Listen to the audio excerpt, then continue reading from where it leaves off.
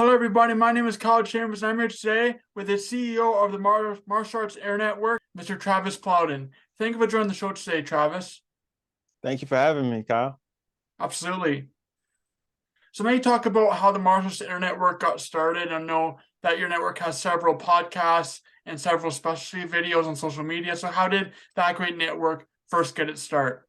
The thought came to me in 2007, but I didn't get into it until 2015. We launched in 2015, um, and it started with a idea of doing a first take style of a show. We basically, I thought about it and I said, okay, let me get a couple people. And the original show was called Main Point. It was with Jermon Wiggins and Kodak Ray, and they would we would come up with topics, and they would be on different sides of the topics, and they would argue them back and forth. And we ran that show for a good while, but in 2016, our schedules didn't align anymore. Like Jermon was doing some things for work. Kodak had just opened up a school, so our schedule just wasn't working anymore. So we stopped recording the show. Um, and 2016 also, I had a few things going on inside of the personal life and with business and work and everything else. And so we kind of put a pause on it. Well, 2018, I got the idea to come back. I was just recording some videos. I would go to different tournaments, record different things and put it out. And every now and then we would do another Main Point, or we'll go to we went to WKC Worlds. We went to a couple different places. I had competed in 2017. So it was a lot of things going on. And then in 2019, I wanted to focus back on the channel. Um, and I went to talk to Jermon and Kodak, and they were like, hey, look, we just can't do it anymore. We got other things going on, so we got to bow out. And so I was like, okay, well, I have to create a new show. And at that time, I was listening to a lot of podcasts, and I thought, well, I don't hear anybody specifically talking about sport martial arts in podcasts, so I'm going to create a podcast.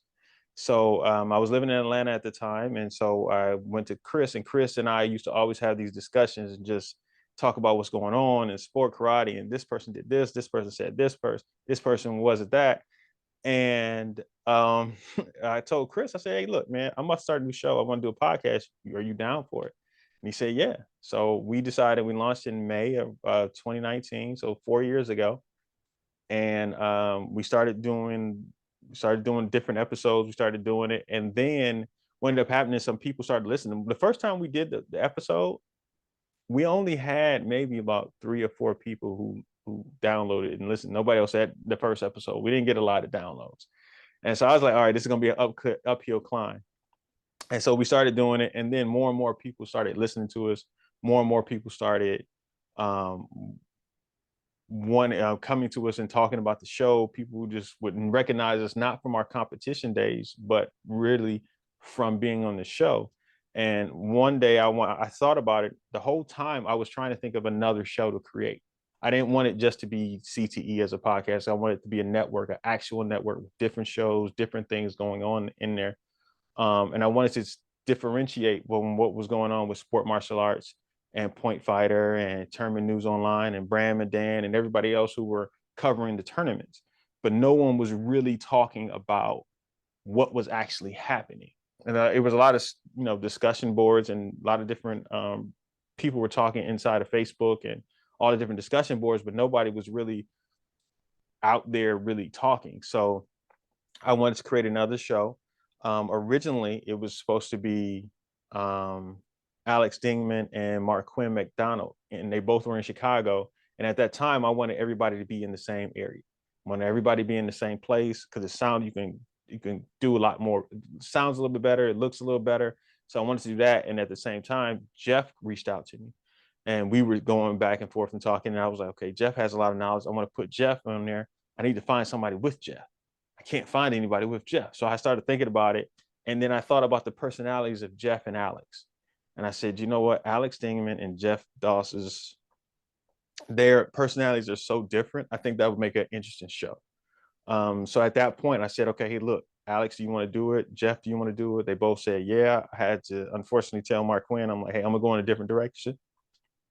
And And I put Alex and Jeff together to create Inside Scoop. And that show, I started noticing that one had it was different audiences, and I was like, this is dope because it's not just one audience or people that were listening, and it was now we got another audience that was listening. And so then I wanted to create a third show, and I wanted to I was in the beginning of 2020. I decided, okay, I want to do a third show, maybe in a fourth show. If I do a third show, I want it to have a completely different feel as well. And I came up with the idea of Regina and Willie. And since I have personal connections with them, I went on and talked to them. I said, hey, look, you guys want to do a show? And Willie's first thing he said was, hey, I like to cuss, so no. He was like, you can't be on the show because I know you guys are clean. I said, you guys can do whatever you guys want. Your show is your show. And so they said, okay. So they decided to they decided to work with us and we came up with the acronym of RAW, which is Regina and Willie. So we did that. And because how they were going to talk, it was just going to be unfiltered and raw. Let them do their thing, let their personality shine. And then at the same time, I had been trying to find a show for my brother who is a character in and of himself. So he has a big personality. He's very funny. So we created Fist Kicks and Flicks. And Fist Kicks and Flicks originally was just him and Mike Gibbs, and they review movies. So they'll review martial arts movies and give their opinion about what happened, what was good, what was bad. And so they started their own podcast. So we had 4 podcasts at that point. And it was, to me, at that point, we were at a true network because we weren't just one podcast. We were 4 different podcasts with 4 different perspectives, covering 4 different things, because Regina and Willie were talking about Texas. They were talking about California. They were talking about different things, while Alex and Jeff had a lot of people, they were interviewing a lot. So they interviewed people, had people on the show and did different things. So that was cool. And then you had CTE, which was kind of more entertaining, more jokes, more like you were in a barbershop, just cracking jokes with your best friend, talking about whatever that was going on in sport karate. So yeah, that's where we stand now. It's been 4 years. I would say we had a lot of influence inside of the sport. I mean, inside of sport karate, and there's a lot of different shows that were either that heard about us or one of our shows and got, wanted to do their own thing. And I always am happy about that, because I'm not the person who wants to just everything got to be mine. I want everybody to go do your own thing. If you're doing something great, I just want as much participation and eyes on our sport, because the more people who see it, the more people who are entertained by it, and more people who are touched by it or moved by it, that those things help elevate our sport. It brings eyes to our sport, which brings revenue. So that was kind of the goal for Martial Arts InterNetwork, is to get as many eyes on it as possible. That's how we started from 2015 all the way to 2023. It's been 8 years and stumbling blocks and different things though. That's awesome. You're able to have that and be able to go to many different tournaments. I'm working for you now, for those of you who don't know, as a part-time summer job. It's been awesome. I am someone who's learning about the point fighting, to be able to watch some of these great point fighters go through different clips. And you've been to a lot of tournaments too, going to many different tournaments and filming people. It's really cool to be able to see those videos. And so people that maybe don't know the sport or watch that one podcast for the movies or watch a podcast can go on your YouTube channel and go see different clips. And then you have your main competitors, which is awesome. Jake Presley, Haley Glass, Kellen Kowalski, just to name a few, some of the great athletes. Yeah. They can go and see some of the highlights of these great athletes. But I think it's great your network offers so many great things for our viewers to come and watch and enjoy.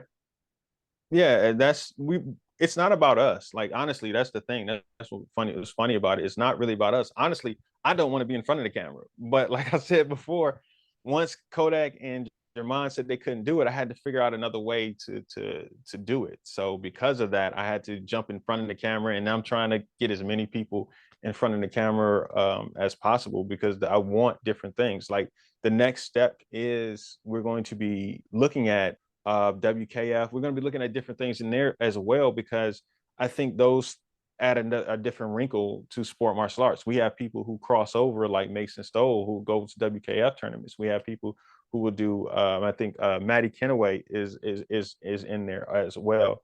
And our competitors that we believe that we champion in sport martial arts and open martial arts can cross over and go the traditional route. And so I want to highlight just the people who are even in there, because I think that both of them should be known. Like it's just like F1 and NASCAR, like those different, they're different styles of racing, but people know who they are and they have a following. And I think that sport martial arts in general needs a PR firm, basically, I guess you want to look at it that way, for us to actually try and get out and talk about it. So yeah, so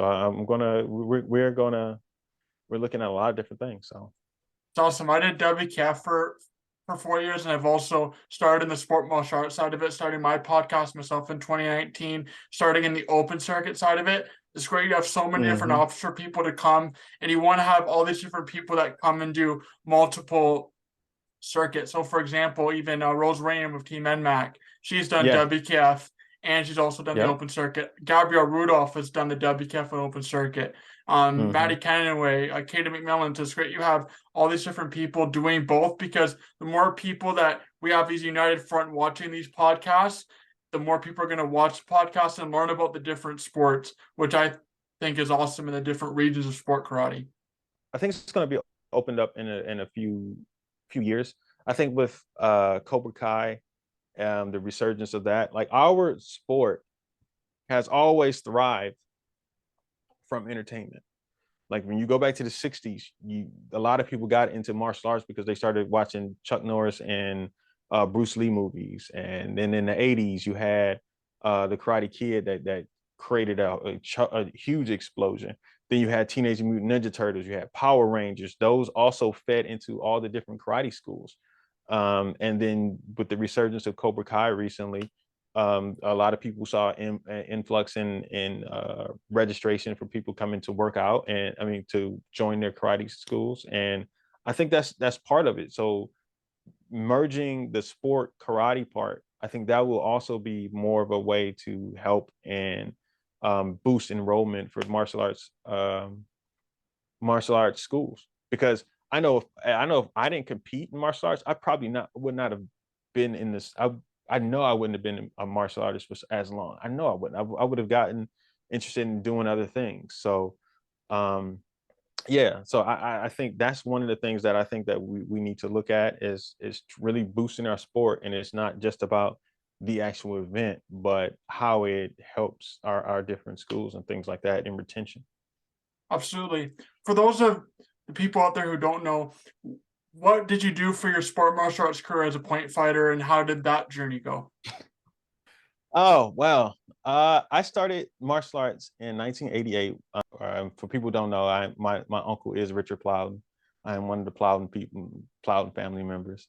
Um, he opened up his martial arts school, and they asked, like, do you want to do martial arts? I was like, no, I want to box. But my mother didn't want me to box, so she said, no, you need some discipline, because I used to get into fights all the time. I was like 7 years old, so they threw me into martial arts, and I kind of took to it like a duck to water.